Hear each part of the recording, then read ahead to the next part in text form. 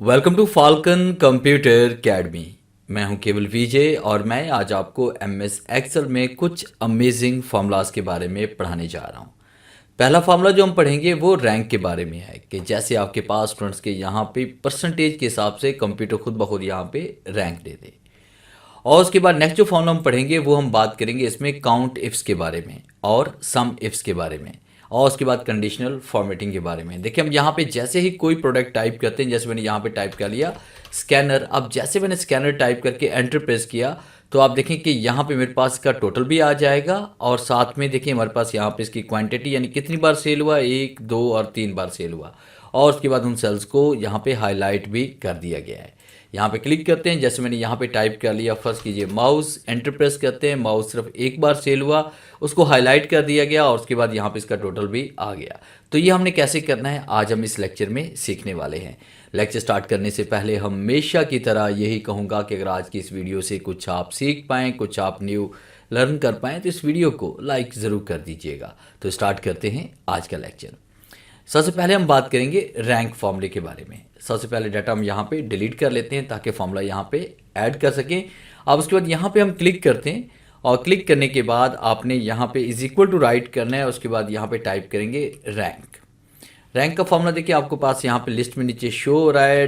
Down arrow का इस्तेमाल करके रैंक को हाईलाइट करें, टैब का इस्तेमाल करें, आपके पास ब्रैकेट यहाँ पे ऐड हो जाएगी या शिफ्ट और ब्रैकेट आप ओपन भी कर सकते हैं। फिर इसके बाद हम यहाँ पे क्लिक करते हैं कि इस सेल का रैंक मालूम करना चाहते हैं और कॉमा टाइप करेंगे। फिर इसके बाद आपने रेंज दे देनी है तमाम सेल्स की जिसके अंदर से आप इसको रैंक देना चाहते हैं कि ये सेल है, इसको रैंक देना चाह रहे हैं, इन सेल्स में से रैंक देना चाह रहे हैं, इन वैल्यू में से रैंक देना चाह रहे हैं। फिर इसके बाद आपने क्या करना है कि यहाँ पे क्लिक करेंगे और उसके बाद इन सेल्स को आप सेलेक्ट करें, कीबोर्ड से F4 प्रेस करें। इन सेल्स को सिलेक्ट करें, कीबोर्ड से आपने F4 प्रेस करना है। फिर इसके बाद आपने ब्रैकेट क्लोज करनी है और एंटर प्रेस करेंगे। देखिए इसका रैंक आ रहा है 2। अब जैसे हम इसको ड्रैग करेंगे तो ये देखिए आपके पास यहाँ पे तमाम रैंक्स शो हो चुके हैं। नंबर 1 पे हमारे पास 96% वाला है, उसके बाद नंबर 2 पे 89% वाला है, इस तरह 89%, 83 पे 4 है ये, और 22% वाला 6 नंबर पे है।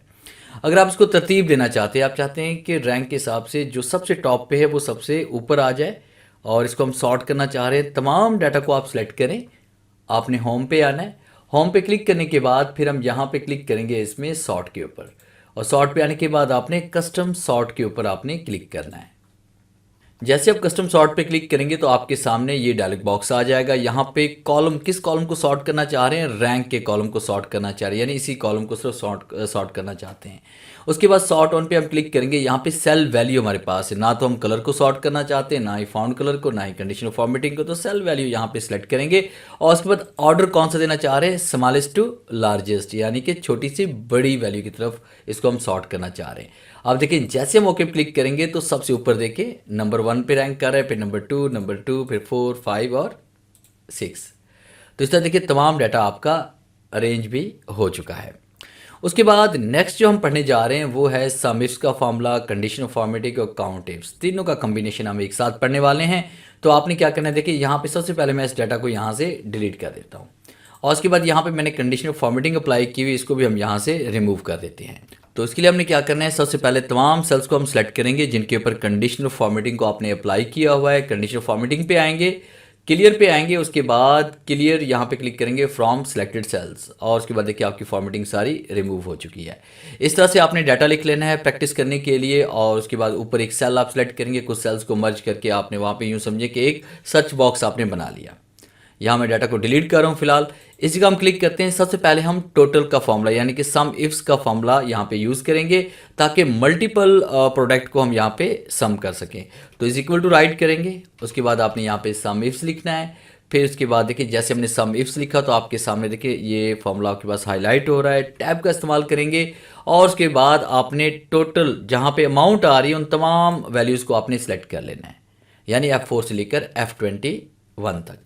फिर कॉमा टाइप करेंगे कि आप इन वैल्यूज़ का सम निकालना चाहते हैं, इन वैल्यूज़ में किसको जमा करना चाहते हैं, इसमें से जमा करना चाहते हैं।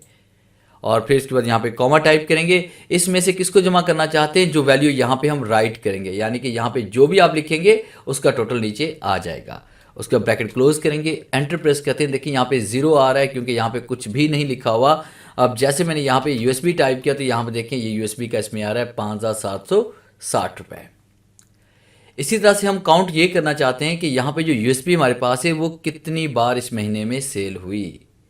तो आपने यहाँ पे इज इक्वल टू राइट करना और यहाँ पे जो फॉर्मूला अप्लाई करेंगे वो काउंट इफ्स काम करेंगे।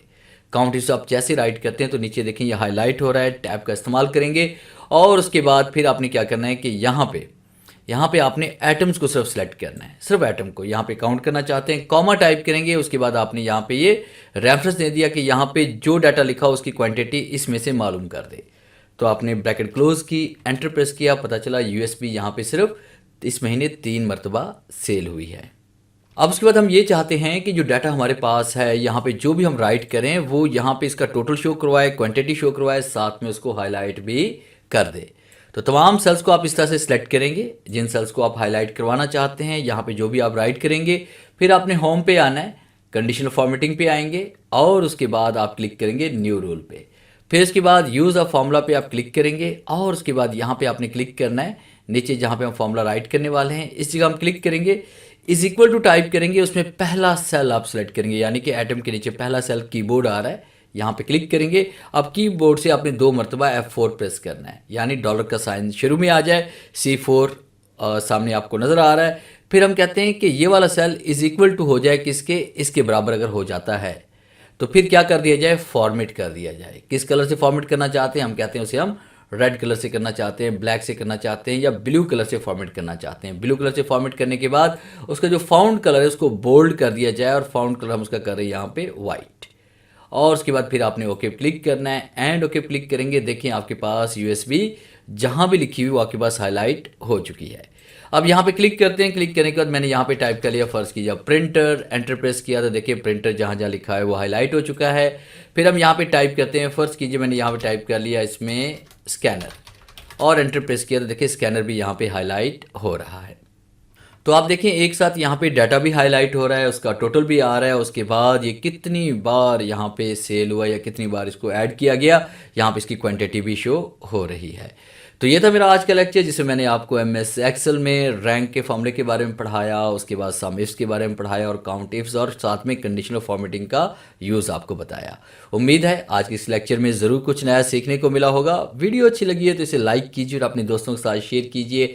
मिलते हैं हम नेक्स्ट लेक्चर में, तब तक के लिए गुड बाय।